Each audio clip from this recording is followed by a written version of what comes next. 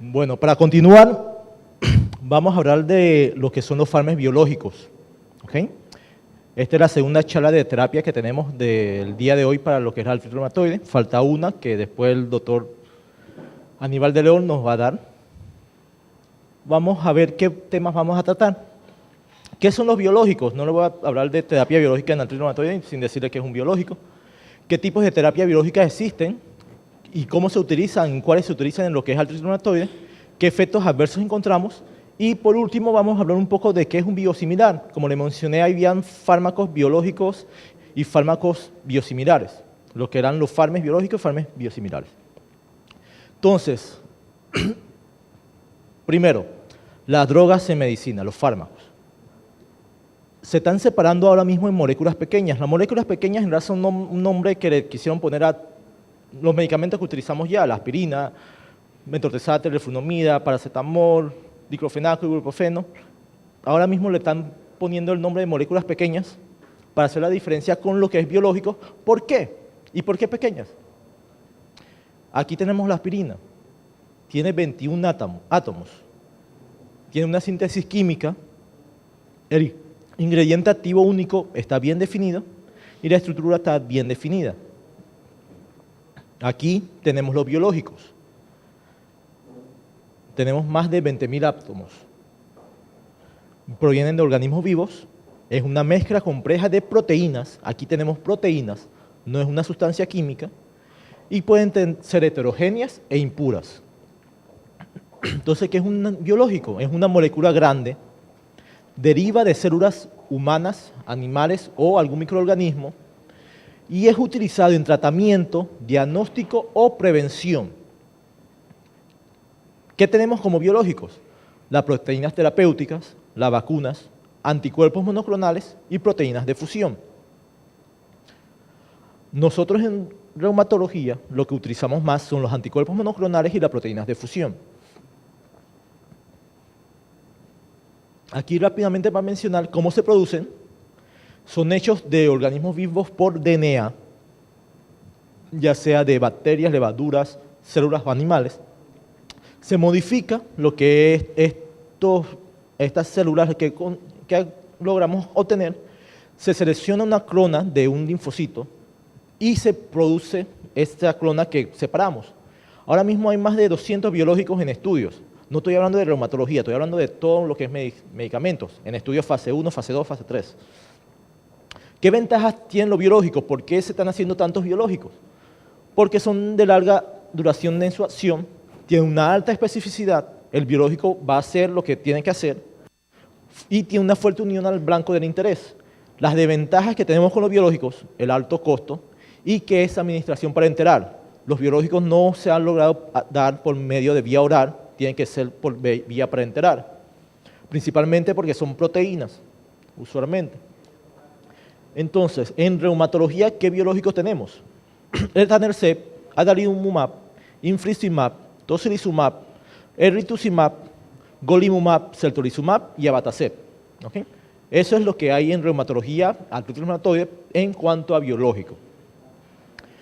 Entonces, ¿qué otros biológicos hay? ¿La reumatología significa biológicos? No. La medicina ahora utiliza biológicos. Lo que es la toxina botulínica tipo A, el Botox, es un biológico. Acuérdense que el Botox no es solamente algo cosmético, sino también se utiliza para otras cosas, miotonías, cosas así. La eritropoyetina es un medicamento biológico. El filgrastim, el interferón beta, el natalizumab, ipilimumab, bevacizumab, trastuzumab, omalizumab, todos estos medicamentos son biológicos que se utilizan bastante en lo que es el oncológico, los pacientes oncológicos. Alemtuzumab, cetuximab, acicimab.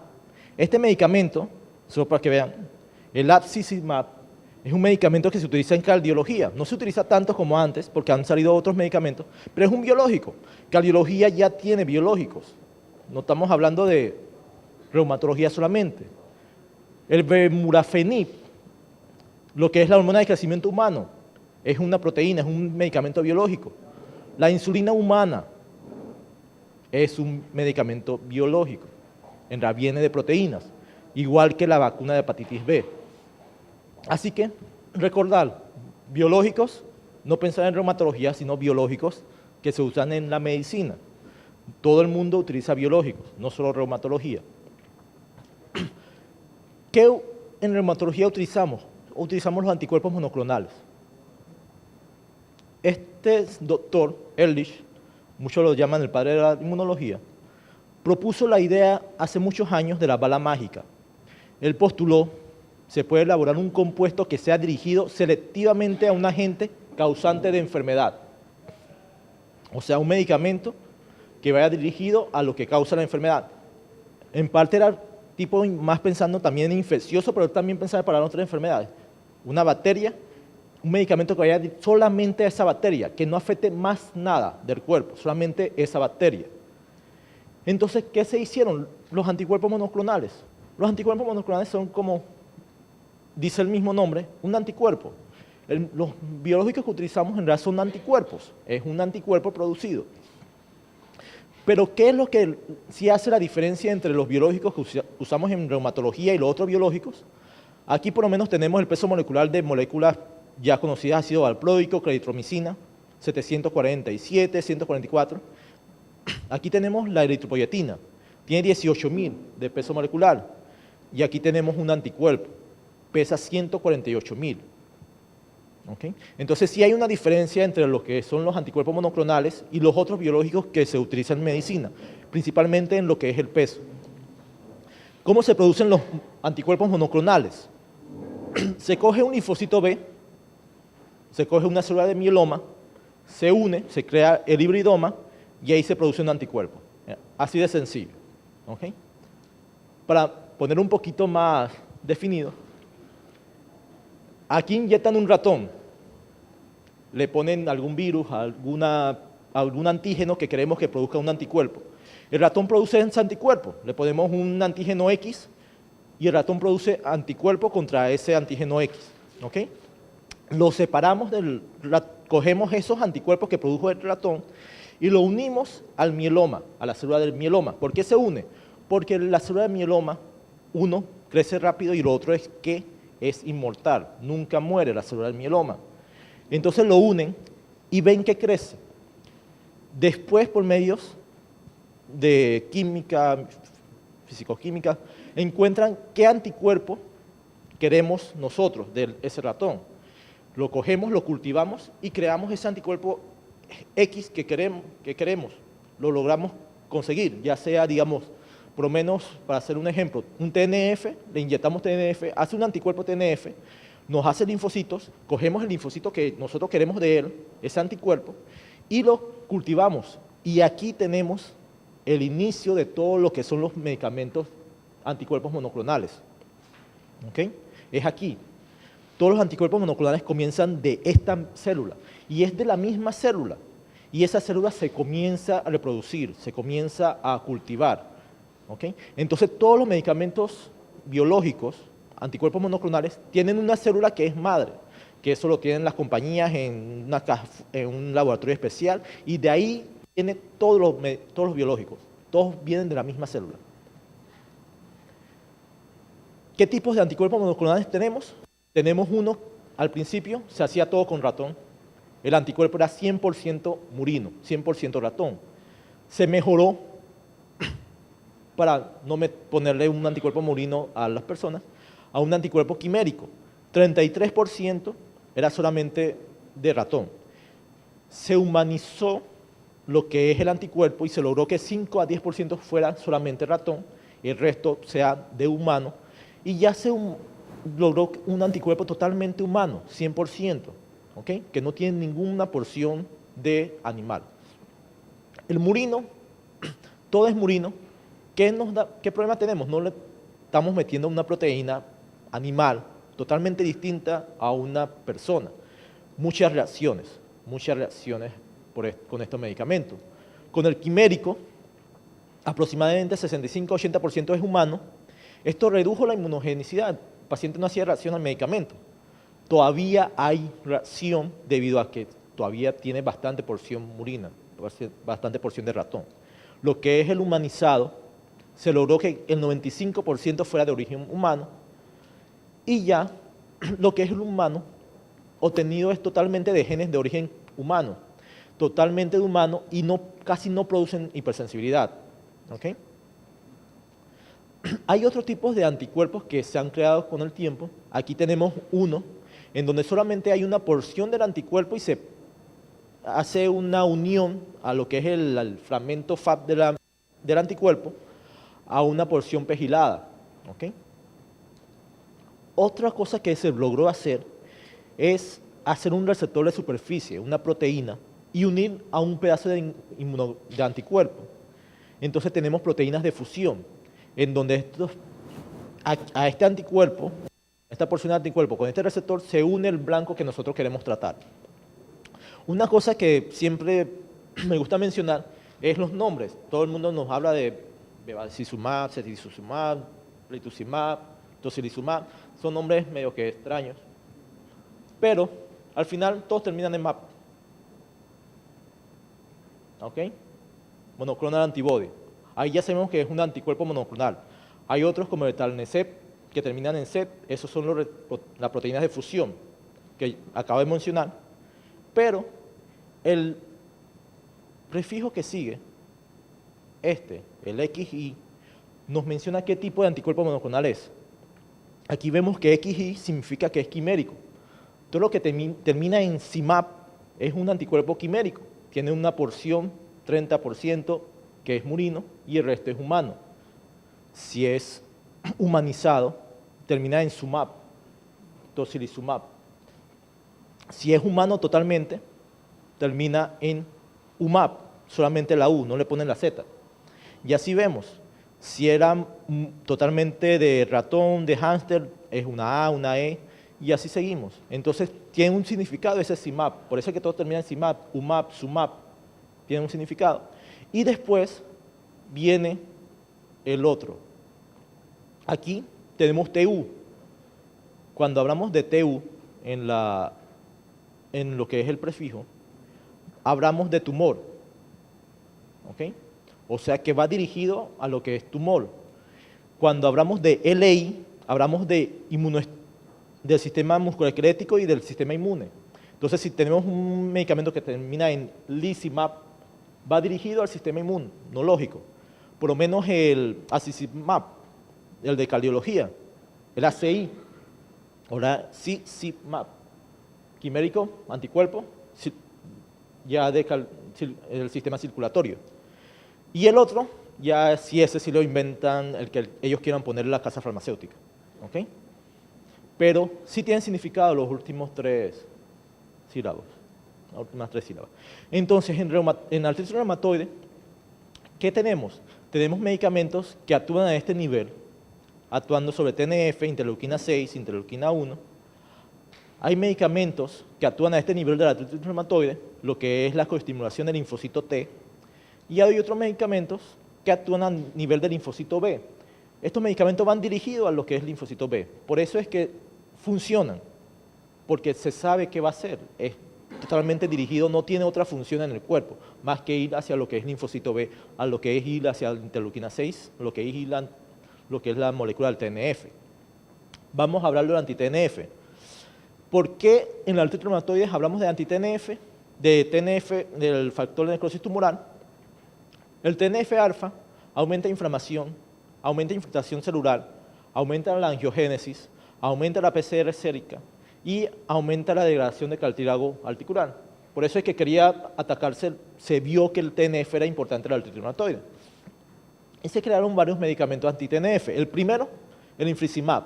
En 1998 se aprobó para Crohn severo. Esa fue su primera indicación para la enfermedad inflamatoria intestinal, no para la artritis reumatoide. Después se aprobó para lo que es la artritis reumatoide. Tiene una vida media de 8 a 10 días y se da de forma intravenosa. Esta es la dosis cada 4 a 8 semanas. Se comienza primero de 0 a las 0 semanas, a las 2 semanas, 6 semanas, y después se puede, dependiendo del paciente y de la actividad, se puede poner entre cada 4 o cada 8 semanas. Este medicamento es CIMAP, o sea que es anticuerpo monoclonal y es quimérico. El etanercept es un receptor de proteína de fusión tiene una vida media de 4 a 6 días y este se da subcutáneo. Ya en el Seguro Social llegó la formulación de 50 miligramos semanal.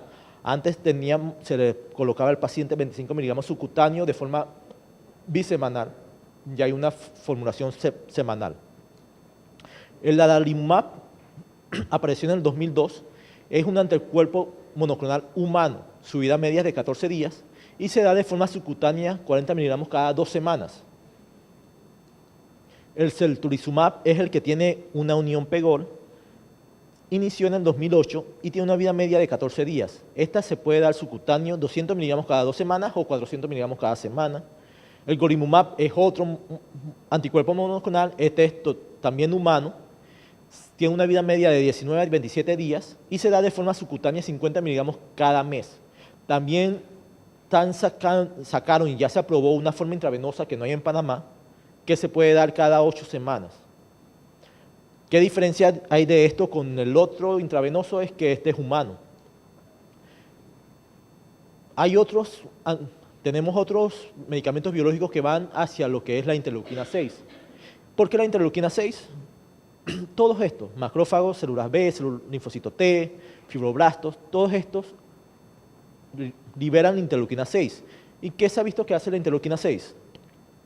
Aumenta la producción de plaquetas, aumenta lo que es la diferenciación de las células hematopoyéticas, aumenta la activación de osteoclastos, aumenta la producción de linfocitos B de inmunoglobulinas, aumenta lo que es proteína C reactiva, fibrinógeno, el amiloide sérico, hay una diferenciación del linfocito T, hay también proliferación de queratinocitos, hay un aumento de células mesangiales, o sea, la interleuquina 6 es un medicamento que actúa bastante. Es más, a este nivel del hepatocito, actúa también sobre lo que es la hemoglobina en los pacientes. Entonces, ¿qué medicamentos tenemos? El tocilizumab, en el 2010 apareció, es un anticuerpo monoclonal humanizado, tiene una vida media de 12 a 12 días, y aquí en el seguro tenemos el intravenoso, de 4 a 8 miligramos por kilo cada 4 semanas. Hay una forma que fue aprobada subcutánea, que se da cada 2 semanas. También tenemos anticélulas B y anticélulas T. Antilinfocitos B, vemos, primero recordar que los linfocitos B tienen unos pasos de maduración y a través de los pasos de maduración aparecen lo que son clústeres de diferenciación en lo que es la membrana celular y vemos que el CDB20 aparece en lo que es la forma pre-B. Entonces el rituximab es un medicamento que actúa en el linfocito B desde esa fase para evitar que se forme el linfocito B. Es un anticuerpo monoclonal quimérico, su vida media es de 60 a 170 horas y se da intravenoso 1 gramo y se repite en 15 días. Dependiendo del paciente se puede dar cada 6 meses o hasta cada año. El abatacept es otro medicamento biológico, proteína de fusión, y este actúa a nivel del linfocito T. Se necesita esta unión de CD28 con CD80, CD86 para que se active todo lo que es el linfocito T y él actúa impidiendo esta coestimulación. O sea que los linfocitos T no se activan, se da de forma intravenosa 750 miligramos cada 4 semanas o subcutánea 125 miligramos cada semana. Y para acabar con lo que es biológicos, vamos a hablar de lo que son los efectos adversos. Podemos encontrar reacciones inmunes que generalmente son bien toleradas. Hay reacciones agudas de infusión, hipersensibilidad, reacciones anafilactoides, enfermedad del suero, síndrome del ilícito tumoral, principalmente en los medicamentos biológicos que son de forma intravenosa.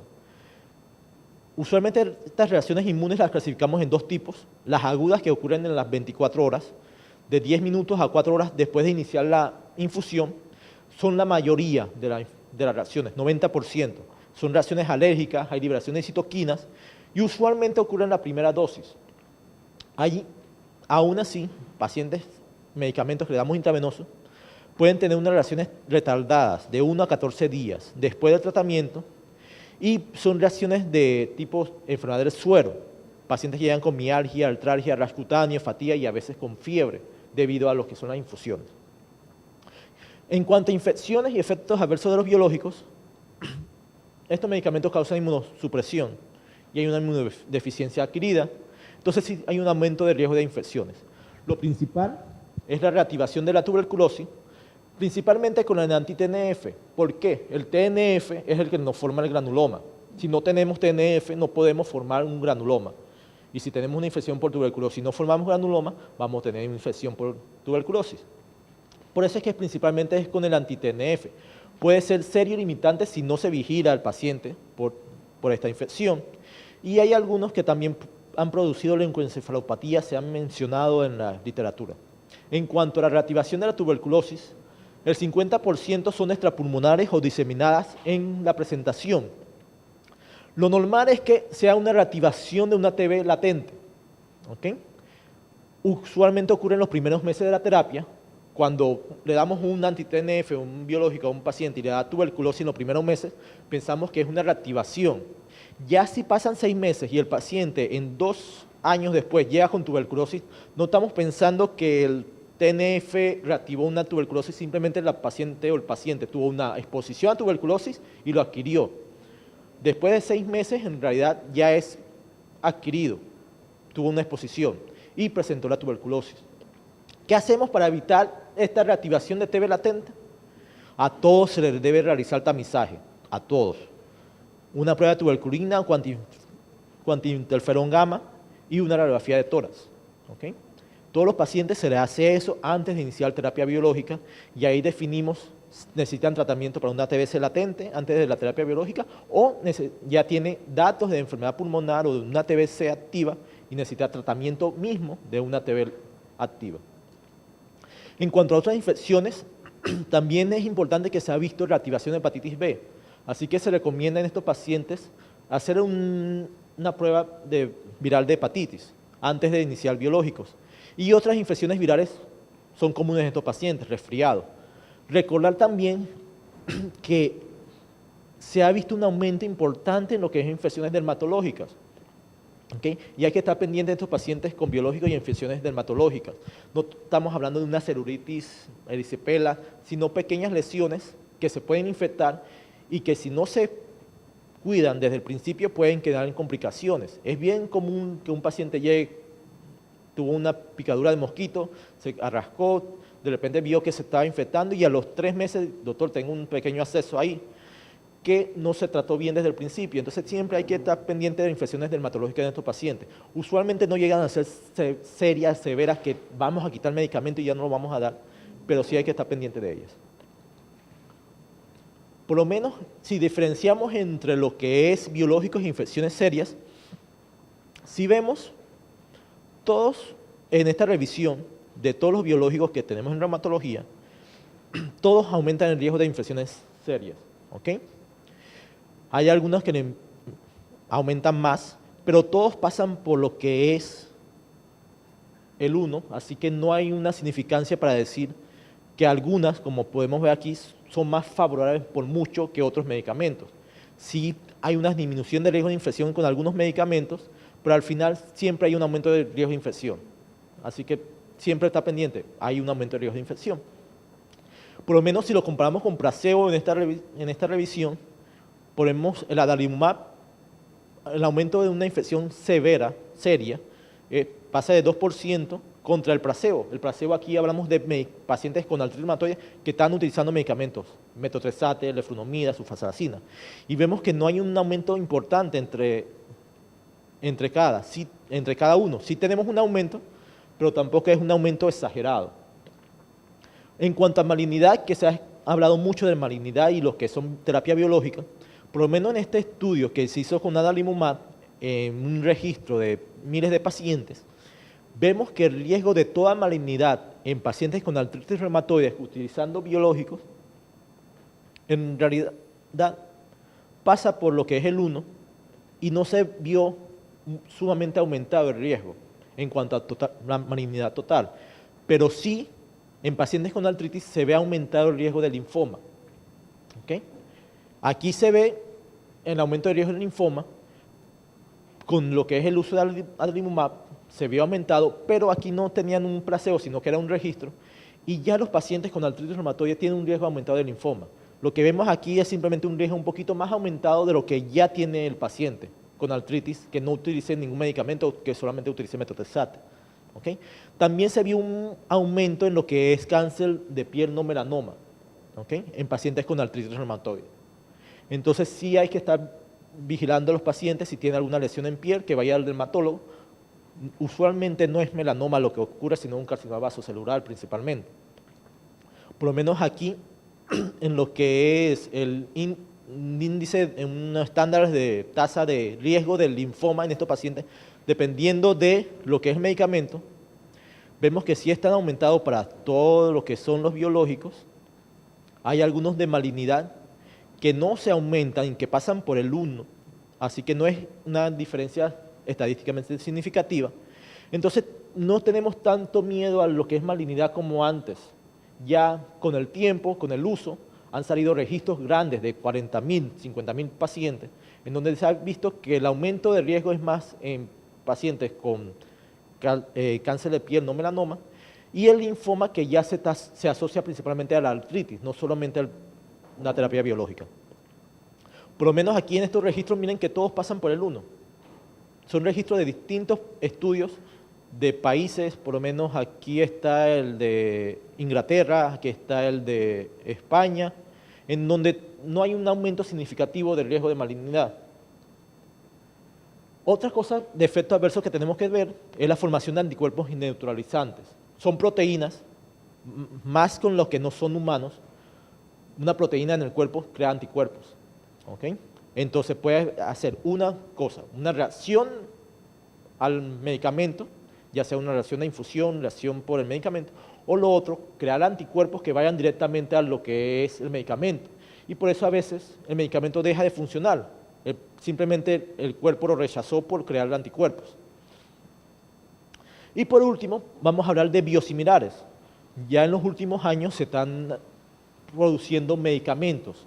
Cuando hablamos de biosimilares, la Organización Mundial habla de que es un producto bioterapéutico que es similar en términos de calidad, seguridad y eficacia con un producto bioterapéutico ya aprobado. Es altamente similar. En biológicos no hablamos de genéricos, ¿okay? Hablamos de biosimilar, porque no hay ningún producto, no pueden crear un producto igual que las casas farmacéuticas que ya lo tienen, no se puede hacer. La única forma de hacer eso es cogiendo esa célula madre que ellos tienen en su base y hacer el producto desde ahí, y ninguna casa farmacéutica da esa célula madre. Entonces, por eso es que es biosimilar, no es un medicamento genérico. ¿Por qué? Porque al final, estos son biosimilares. Aquí tenemos por lo menos un producto genérico de diclofenaco, es igual. Pero este es un biosimilar. Y vemos que cómo cambia la estructura del anticuerpo. Pero es el mismo biosimilar. Y por eso es que se necesitan estudios para estos medicamentos.